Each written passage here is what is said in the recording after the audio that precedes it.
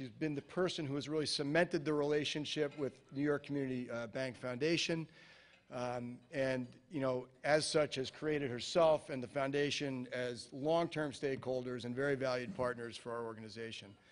You know, if you were to take out well, I would say like a pencil or an Etch-a-Sketch or whatever, and try to draw up a picture of the perfect not-for-profit board member on Long Island, it's going to look a lot like Marian Conway, an awful lot like Marian Conway. I mean, she really has a unique background with, I know her bio is floating around in the packet, but you know, her educational background, she's knocking on the door of a PhD, you know, having not even started her college education until her last child went off to school. She's been in, she's in the class of the Energia 2012, you know, showing, I think it's indicative of her, you know, her real passion for lifelong learning. She's been in big business, small business, family business, community work. She's obviously got a tremendous background in not-for-profit work. And through her role as executive director of the New York Community Bank Foundation, you know, she really gets out there and gets to see what the environment that we work in is like, what the other groups that work in that environment are doing, what the best practices are, what the things that work are, and what the things that don't work are. She gets to, you know, look at benchmarks and how we might be able to perform, and then she volunteers her time to come and work with CDC and help our executive management group and our staff and our clients and definitely our board create results for Long Island. And I think that really personifies the relationship that CDC has come to have with the foundation. It's a combination of the passion for our mission and the resources to make it happen. And I think back to the first project we did together was the Center Reach Home Ownership Center, which was about 12 years ago. And part of that center, there is a home maintenance program where we, you know, offer training to clients to do basic carpentry or electrical or plumbing and maintain their homes and maintain the asset value and maybe even improve the asset value. And you know, my wife's been chasing me to take that course for 12 years now. But it, you know, not only did the foundation provide the funding, but they got in and helped germinate the idea, create the program, and then the staff from the foundation with the staff from the CDC actually went to Home Depot together to buy the drywall, buy the pipe, get the small tools to help get that program off and running so that it would create results, you know, right away. And really, you know, Marian's been able to take that relationship, grow it, make it tighter and tighter and tighter. We've done another home ownership center in Freeport together where the same results are happening, and we're able to get CDC into the home ownership services market in Nassau. And so for all the things that Marian has done and for all the things that we know she's going to continue to do for the CDC for the future, I'd like to, you know, put your hands together for our 2012 Opportunity Award winner, Marian Conway.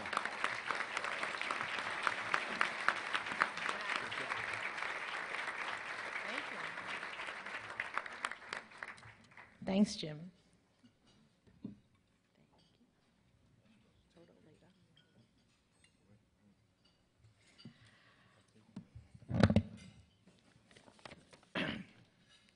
When do we find time to do anything? I don't know. Thanks. The New York Community Bank Foundation and I were very proud of our long-time support of CDCLI. We were there in the beginning of our time. We were founded in 1997. And I'm honored to have the opportunity to work so closely with such an amazing organization.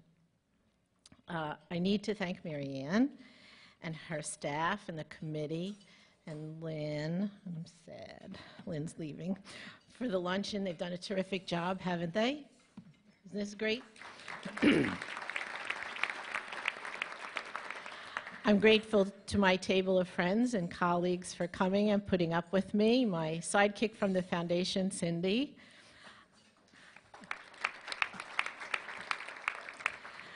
I have a special appreciation out there for friends at my table from my alma mater, Empire State College, SUNY, Dr. Michael Spitzer, the Dean of the Long Island region, and Toby Tobruk, who wins the prize for coming the longest, the farthest. He's come from Saratoga for my luncheon.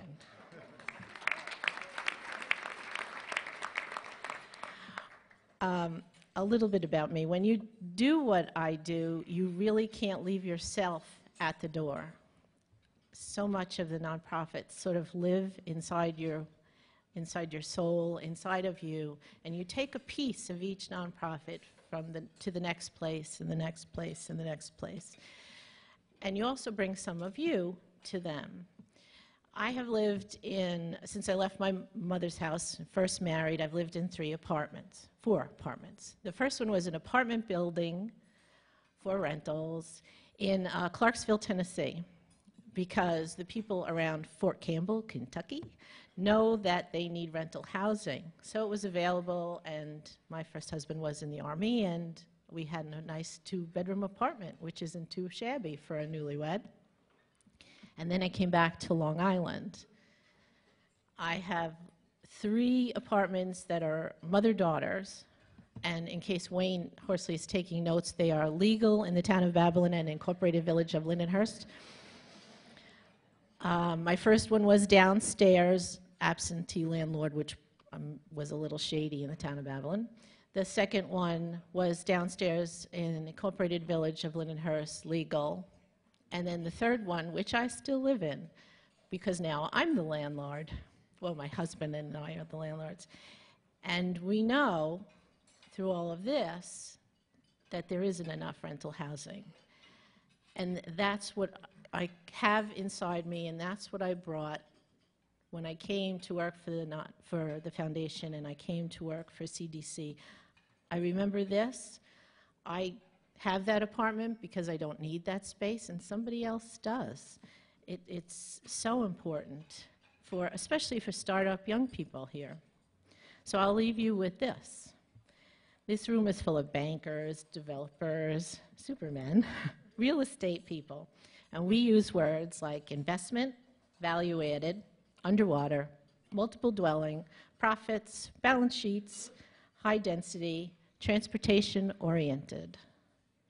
We needed CDC, and we always need them to remind us and to keep us focused on how many people use different words: shelter, safe haven, a roof over our head, a home.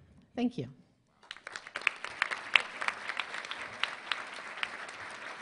Marian. Yes, she is.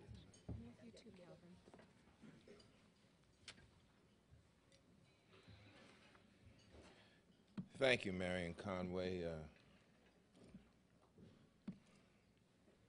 She made it pretty plain, the different use of language, how some of us describe some things and how others of us describe the same things. Congratulations. Now I'd like to introduce Pat Edwards of Citi. I hope you all saw Citi gave us some nice pens today.